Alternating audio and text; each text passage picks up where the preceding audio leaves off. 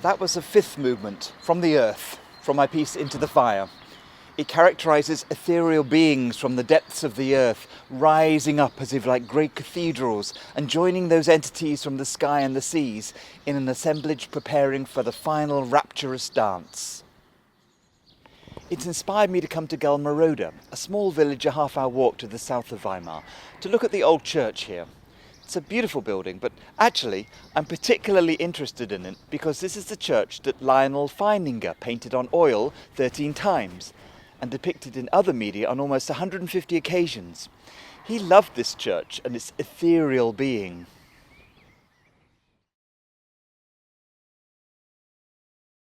Feininger was born and grew up in New York City long before the days of mass traffic jams. Perhaps in anticipation of what was to come, he travelled to Germany in 1887 at the age of 16 to pursue his interest in art. He was also a pianist and interested in music composition, but it was as an artist that he established himself. This is Gelmerode 11, which hangs in the Bauhaus Museum in Weimar, currently a small building opposite the National Theatre. The church tower is exaggerated by its cubist expression, lifting from the earth like a monument in rapture, like an ethereal being. The trees are the same, boxed euphoria. Even the sky comprises a semblance of boxed delight. This is another example of Feininger's work. When Walter Gropius founded the Bauhaus here in Weimar in 1919, merging the College of Fine Arts and Van der Veldt's Grand Ducal Saxon School of Arts and Crafts, he asked Feininger to design the cover for the manifesto, and also to become the first faculty member, appointed as Master Artist of Printmaking. It was a new departure for Feininger, but he drew this woodcut cathedral, probably also based on the Gelmerode church, to fit the new vision. Gropius then wrote in the manifesto, "Architects, painters, sculptors, we must all return to crafts, for there is no such thing as professional art.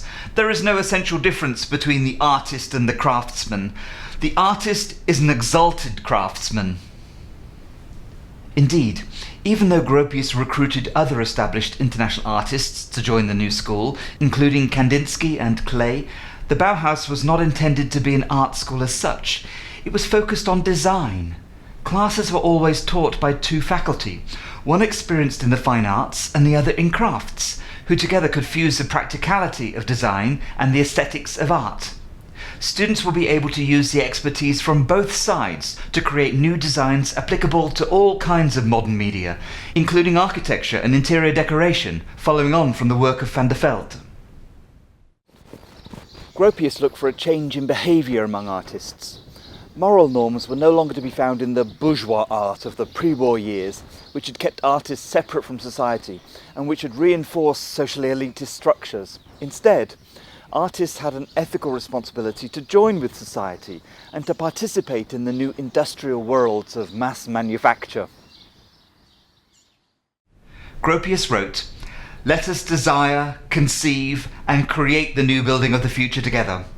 It will combine architecture, sculpture, and painting in a single form, and will one day rise towards the heavens from the hands of 1,000,000 workers as the crystalline symbol of a new and coming faith."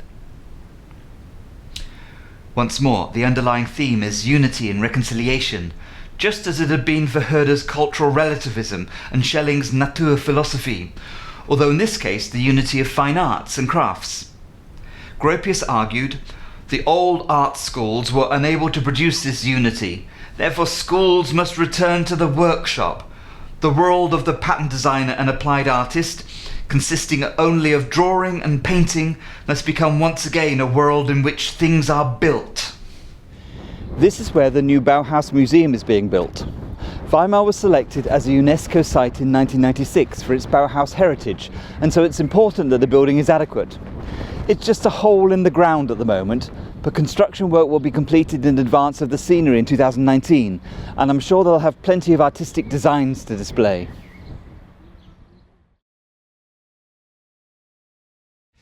In the meantime, I'd like to dwell on the notion of expressing a change of vision by way of a change of behaviour, or perhaps I should say, identifying the one by way of the other. At the same time as the Bauhaus was becoming established, and at the same time as the introspective methodology of Edmund Husserl was attracting attention, positivism was attempting to develop its own methodology based around empirical study by way of the nascent discipline of psychology, which came up with the theory of behaviorism. Early psychologists, such as Wilhelm Wundt, who I mentioned in the last episode, looked to behavioural evidence above all else for justifications of theoretical descriptions. Janet Levin expressed this trend when she wrote, "The promise of behaviorism lay in its conviction that there could be a science of human behaviour as objective and explanatory as other high-level sciences such as chemistry and biology." In other words, a study of behaviour could explain the underlying truth of any manifesto, or belief, or attitude, or any other mental states for that matter. This means that if there's no difference in my behaviour when I believe there's a Beethoven symphony playing in the background, and when it's not playing, then there's no justification for an outsider ascribing to me one belief above the other. If I was to start tapping my toe when the music began, or singing with the violins, or if I was to indicate by some other means the music was playing, then there will be empirical evidence based on my behaviour that I believe there's a Beethoven symphony playing. If I remain completely expressionless, and even my heartbeat remains unchanged, then there's no evidence of me having such a belief. This is a rather simple approach, but it fitted well with the psychology of that era, which was a discipline concerned primarily with behaviour. Psychological behaviorism, for example, sought to describe behaviour, both of humans and animals in the natural world, in terms of external impetuses. Analytical behaviorism, to consider another example, sought to characterise the meaning of mental concepts. In both cases, the argument was that asserting the mind to exist independently of the brain is a kind of false categorization. The mind is not a thing. It's not an organ or any kind of distinct entity at all. The mind is its behaviour. Furthermore, as Janet Levin wrote, behaviourist theories promise to avoid a potential regress that appeared to threaten psychological explanations invoking internal representations, namely, that to specify how such representations produce the behaviours in question, one must appeal to an internal intelligent agent who interprets the representations, and whose skills would themselves have to be explained. I have an illustration of this. Just imagine a visitor comes to an orchestral rehearsal. He's introduced to the trumpet section, then the trombones, then the horns and the tuba. But then, in a move analogous to the approach of the non-behaviourist, he asks to be introduced to the brass section. He doesn't realise he's already met the brass section. Behaviourists argue that to look at human behaviour and then afterwards to conjecture about an abstract mind independent of that behaviour is to fail to recognise that the two are one and the same. Behaviour is the mind. Let me take this a little further. Behaviorism says a person has states of minds, including beliefs and desires and various other attitudes, in virtue of what they're inclined to do about these states. For instance, if a person believes it will be good to listen to a Bach cantata, then they'll behave by switching on the music and listening to it.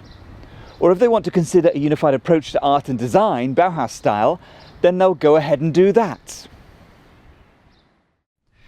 The key notion here is the inclination, the disposition. People are disposed to behave in certain ways, in the same way that a bicycle tyre has the disposition to deflate after a lot of use, or a metal wheel rim has the disposition to rust, to become coated with iron oxide as a result of exposure to water or moisture. These things occur naturally as a part of the laws of the physical universe. The belief that the wheel is rusty, or the holding of any kind of propositional attitude, is inseparable from the intentional act of responding to that attitude. The desire to listen to a Bach cantata is the same thing as the act of switching on the music. The state of mind whereby there is a sense of obligation to keep the volume low because there's someone sleeping nearby is the same thing as acting to keep the volume low. However, George Graham pointed out the problem that soon arose. When we attribute a belief, for example, to someone, we are not saying that he or she is in a particular internal state or condition. Instead, we're characterizing the person in terms of what he or she might do in particular situations or environmental interactions. The problem becomes more evident when the privileging of behavioural evidence is applied not just to psychology, but also to metaphysical issues, such as an application to level 1 entity of mind, or level 2 consciousness, or level 3 mental processes that may not be expressed in psychological terms. Behaviorism demands that any hypotheses pertaining to mental events must be converted into behavioural terms. Indeed, given that behaviour is affected by the social and natural environments, which might be taken as external to the mind, it's feasible to describe behaviour without any mention of mental events or processes at all.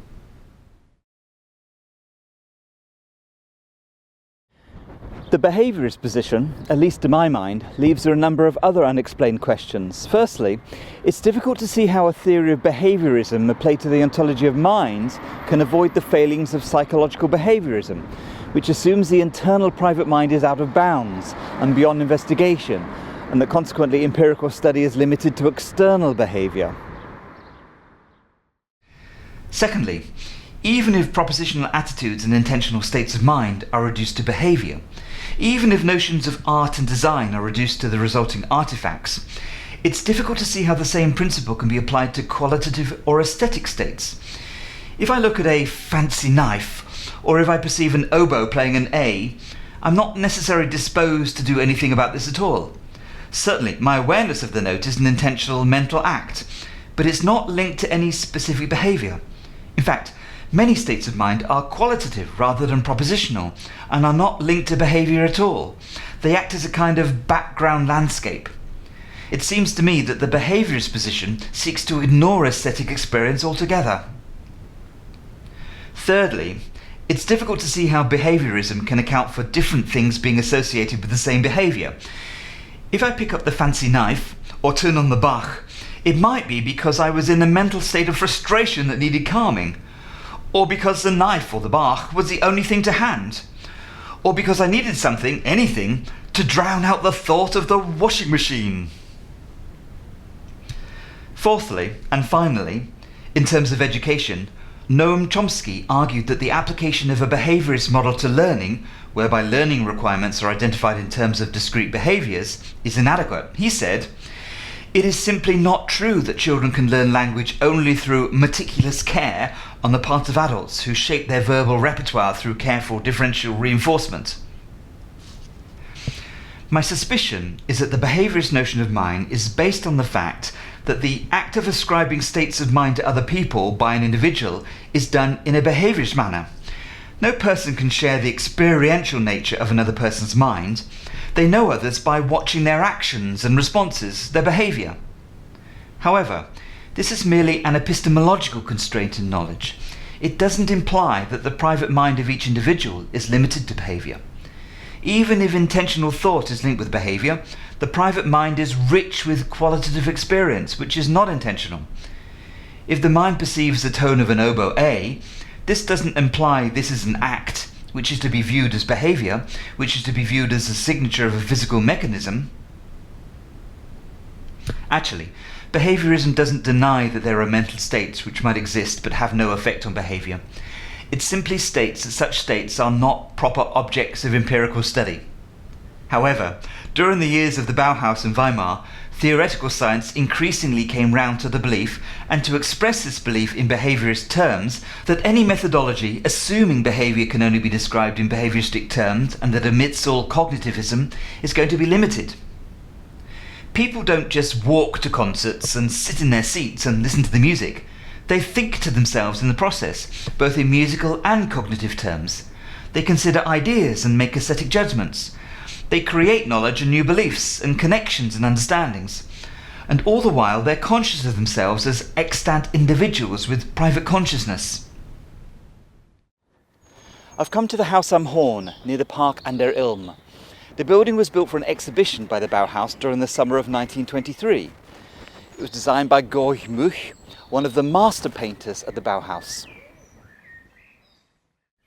No doubt influenced by the repeated visits he received from Alma Mahler and their 7-year-old daughter, the free-spirited angel Manon, who incidentally within a decade was to become the muse of many artistic types, including Alban Berg, Gropius had insisted the design must incorporate optimum comfort and economy. Consequently, it's a simple cube, with a living room at the centre lit by high windows and with various functional rooms surrounding it. Naturally, each room was furnished with the creative designs of various Bauhaus workshops. But actually, this vision of a new form of behaviour was not to last long either. The Bauhaus was driven out of Weimar in 1925 by an unsympathetic local government, who reacted against the progressive approach and cut the funding. And thereafter, Feininger and his wife had to flee back to the US when his work was designated degenerate art by the Nazis. Just as Van der Veld fled in the First World War, so Feininger had no choice but to flee the Nazis in 1937. Nevertheless, the brief period of the Bauhaus, like the brief period of idealism in Weimar, has cast a strong presence on late historical developments and on our own time. I'll get to these things later, but for now I'd like to finish with another section from the fifth movement from Into the Fire. Thanks for listening. From the earth they come.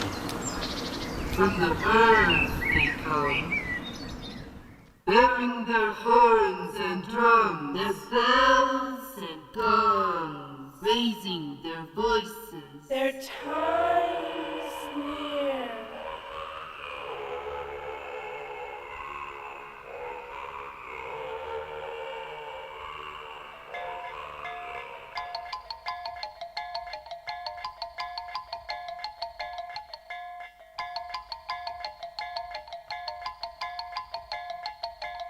One.